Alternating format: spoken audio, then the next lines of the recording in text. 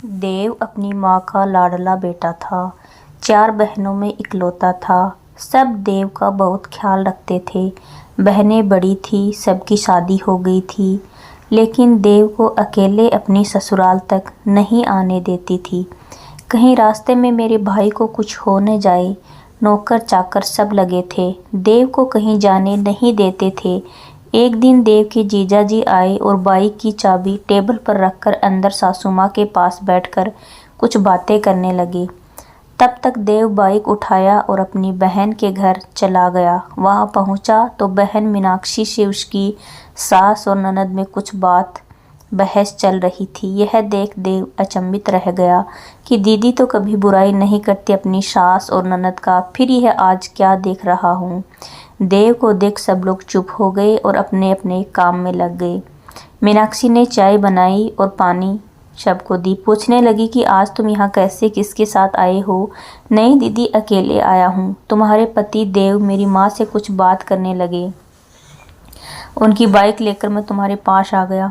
अच्छा, अब मैं चलता हूँ, पापा को पता चलेगा तो बहुत नाराज होंगे। अच्छा, आराम से जाना और आज के बाद इस तरह से कभी मत आना। वो भी अकेले, समझे? पापा परेशान हो रहे होंगे। जाओ और सुनो, यहाँ की कोई बात घर पर माँ और पापा के सामने करने की कोई ज़रूरत नहीं है। जो चीज़ अब तक छुपाई रही उसे तुम मत खोलना, नहीं तो मेरे ससुराल वालों की इज्जत कम होगी। इन लोगों को गलत भाव से माँ देखेगी और माँ और पापा भी दुखी होंगे। यह मेरी किस्मत में जो लिखा था वही मिला है। हम नहीं चाहते कि मेरी वजह से तुम लोग परेशान हो। देव अपने घर आया और चाबी टेबल पर रख दी। चुपचाप अपने कमरे में चला गया। यहाँ चाबी की खोजबीन चल रही थी। बाहर से पापा चिल्लाते हुए अंदर प्रवेश किए। कहाँ गया था? बिना बताए इस तरह से कोई जाता है? जब सबकी जान निकल गई थी। आज के बाद इस तरह से कभी मत जाना।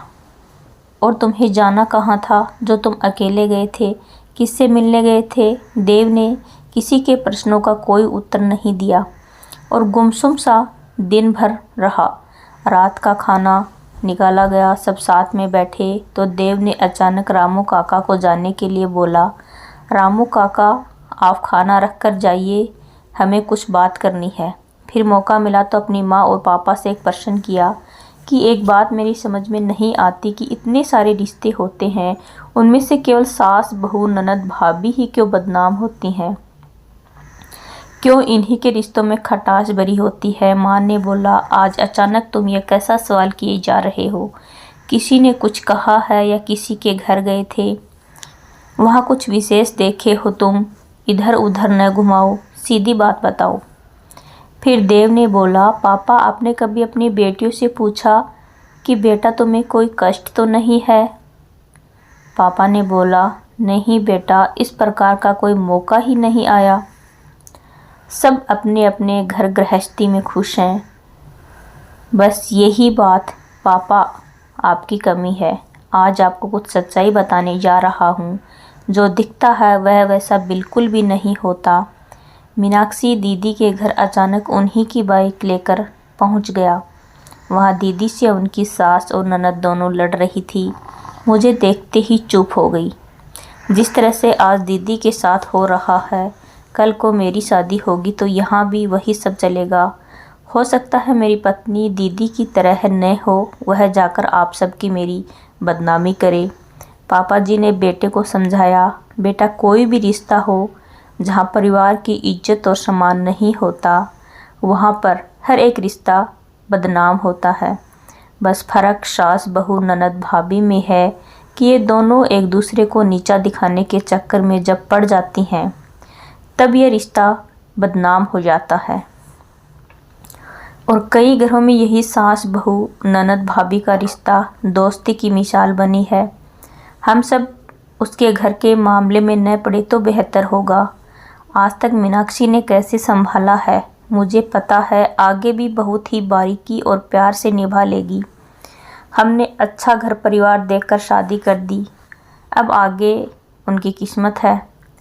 बेटा, जहाँ तक इन रिश्तों के बारे में मैं कुछ ज़्यादा नहीं कह पाऊँगा, लेकिन यह बहुत पुरानी प्रथा थी कि बहुओं को सताया जाता था। अब ज़माना और लोग बहुत ज़्यादा जागरूक हो गए हैं। अब इस तरह का व्यवहार कुछ कम हुआ है। धीरे धीरे सब खत्म होगा। जिसे हम आप मिलकर बदनाम कर दे वही बदनाम हो जाता है। तुम ज़्यादा इस विषय पर न सोचो, ये इस दुनिया की रीति है। कैसी लगी आपको यह कहानी ज़रूर बताना। चैनल को लाइक शेयर एंड सब्सक्राइब ज़रूर करना। धन्यवाद जी।